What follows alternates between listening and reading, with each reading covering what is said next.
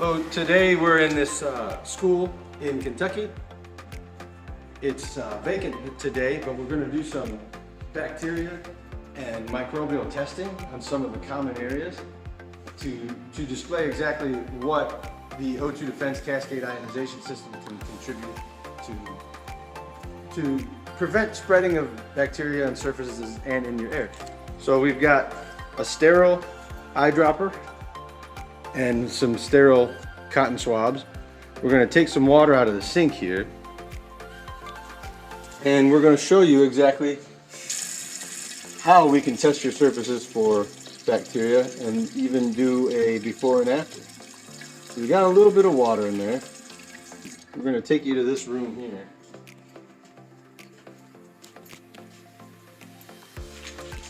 And this here is a bacteria, it's a droplet projector.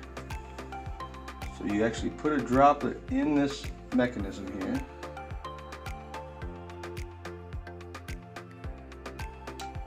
Lights, and you can project what's in the droplet. Now this droplet shouldn't have much bacteria in it. It just came straight out of the tap water. Of course, there is no filtration system or anything, so you're going to see some particles. That's actually a little odd shaped. That could be a mineral, that could be a sand droplet. Now things like this here, I'm starting to think those could be bacteria, but they're pretty translucent.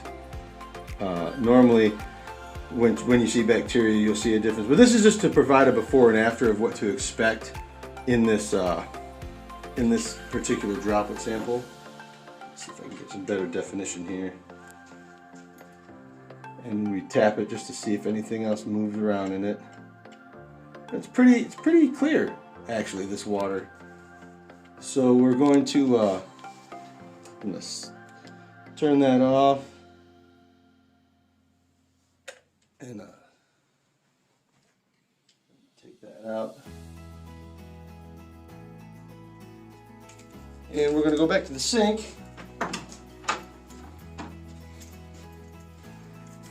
And here we're going to use our sterile swabs.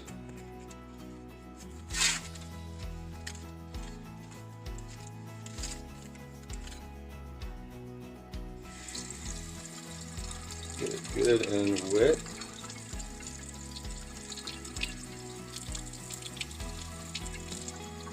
I'm just going to take it over here and swab some of these computers.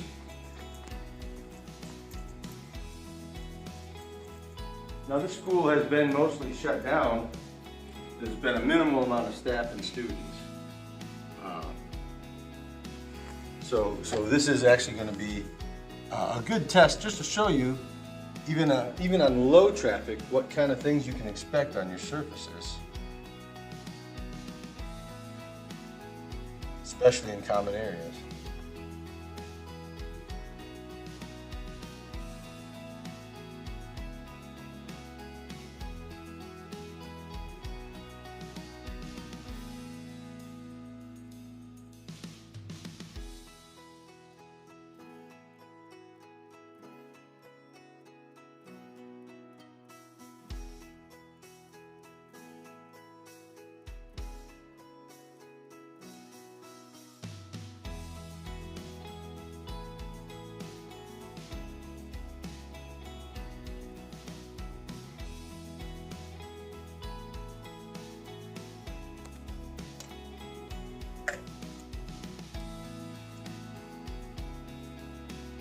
And you can see the difference.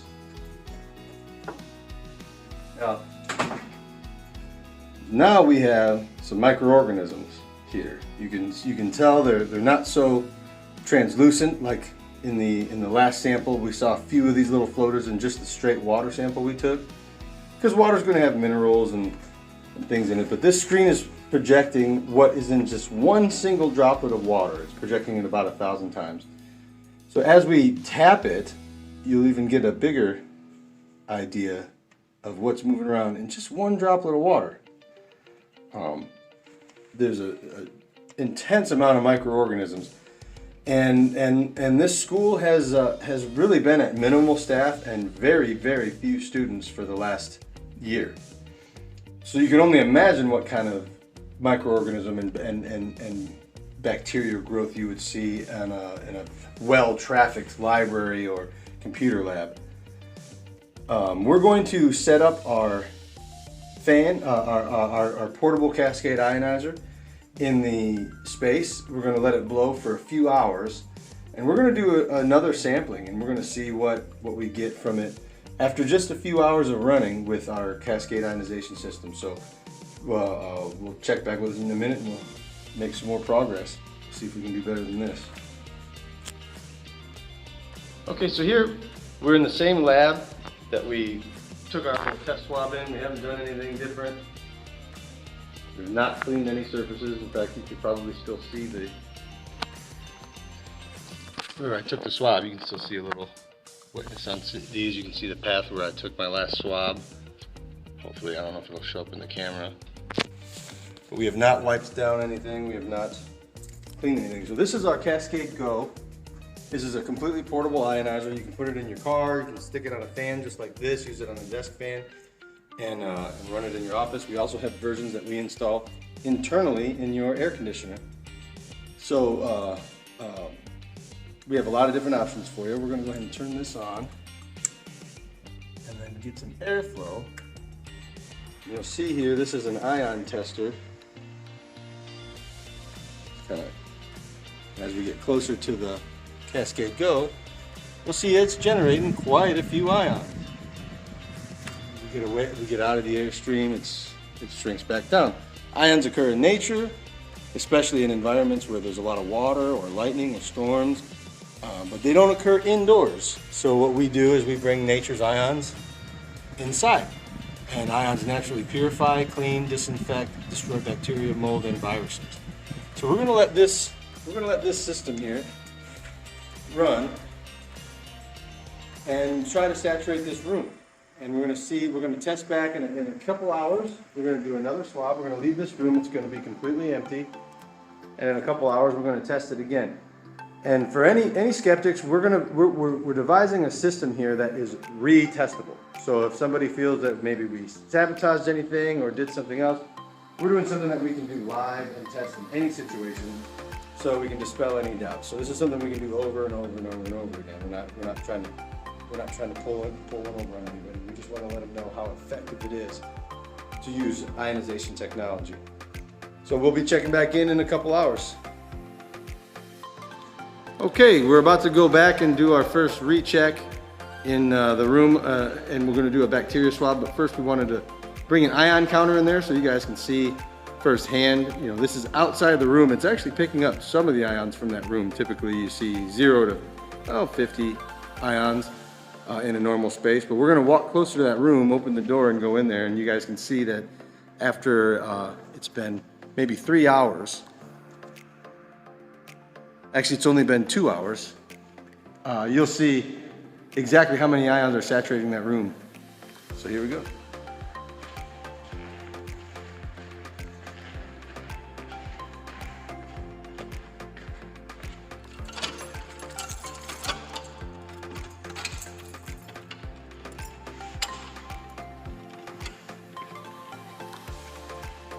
So we get in, we see an increase right off the bat through the door. This room is easily about 50 feet.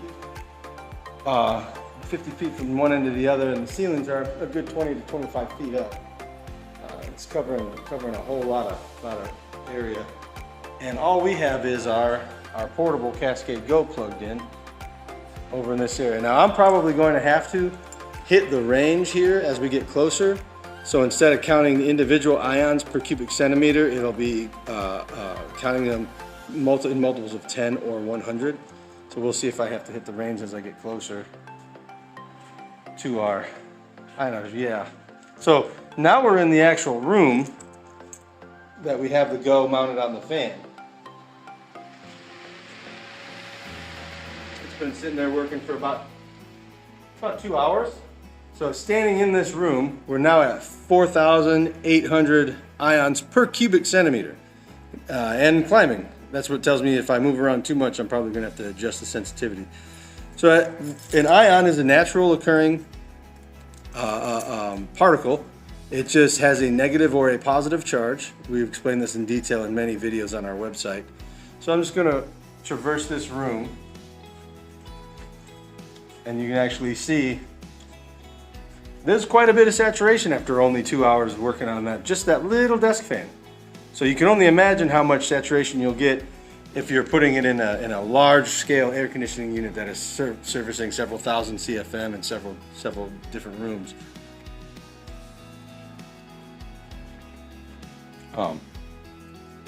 Yeah, we're now up to, we've pegged out, and I have to range myself, so this is now 30,000 ions per cubic centimeter, 34,000, 35, and still climbing. And to give you some perspective, standing at a waterfall, you're likely to see around 20,000 ions per cubic centimeter. And say if I place this above a boiling pot of water, you'd actually see close to 1 million ions per cubic centimeter. If you're running a shower in your house or by a lightning storm, you'll see several thousand ions per cubic centimeter. So we're really mimicking the ion concentration in certain natural environments, such as waterfalls and waves crashing. Even forests are high in ion content from evaporation, from dew, and other naturally occurring events, UV rays and whatnot. So we're going to go ahead and set this down. As you can see, we're not even really close to the ionizer right now. We're about 15 feet away from it, and we're getting 45,000 ions per cubic centimeter. So we're going to set this down, and we're going to re-swab these computers and mice, and see if we, after only 2 hours, we see a reduction in the bacterial load.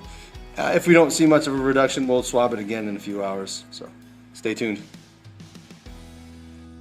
All right, we're going to clean this. This is a new tube. I just want to rinse it out.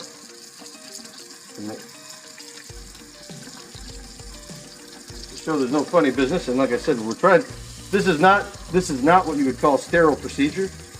This is simply creating, if it was sterile procedure, I'd be using distilled water. We're just trying to create a repeatable example of what we're doing here. So I'm going to open a new set of swabs.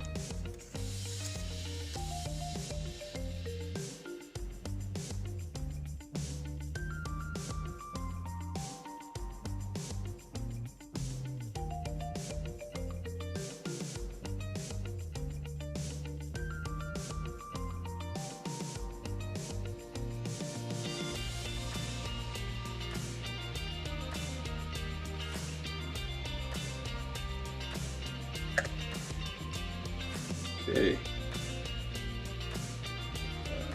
Probably not going to show up on the video very much. There's a very small particle there.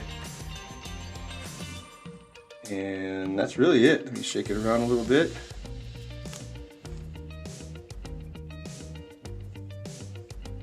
Yeah, so it's pretty smooth. So I'm going to use this same straw and droplet.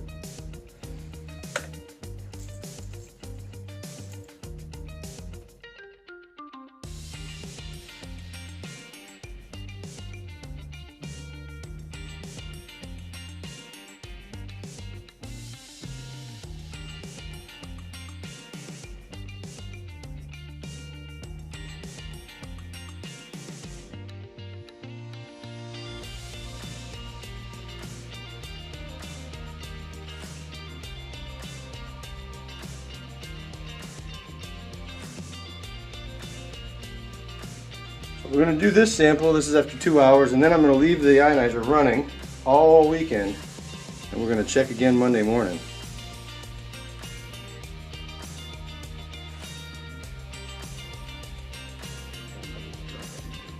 Yep, you guys can look at that.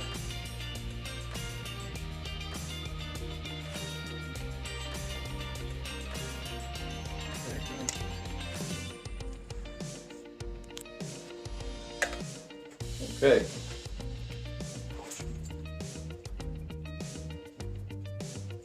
This is already shocking me.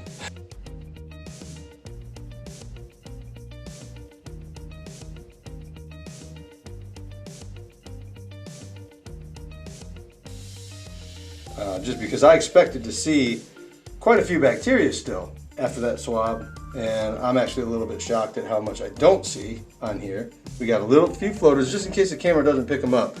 For instance, we got 1, 2, 3, a distant 4th floater in view here, a 5th floater in view here, as opposed to, you know, the 2 or 3 that we had in the original. So I'm shaking the projector because it literally moves the droplet that's in there around.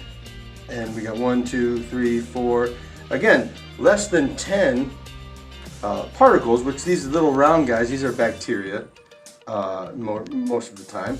If it's an actual mineral or a deposit, it's very thick and very dark. But the bacteria is a little bit translucent when they show up on the projector.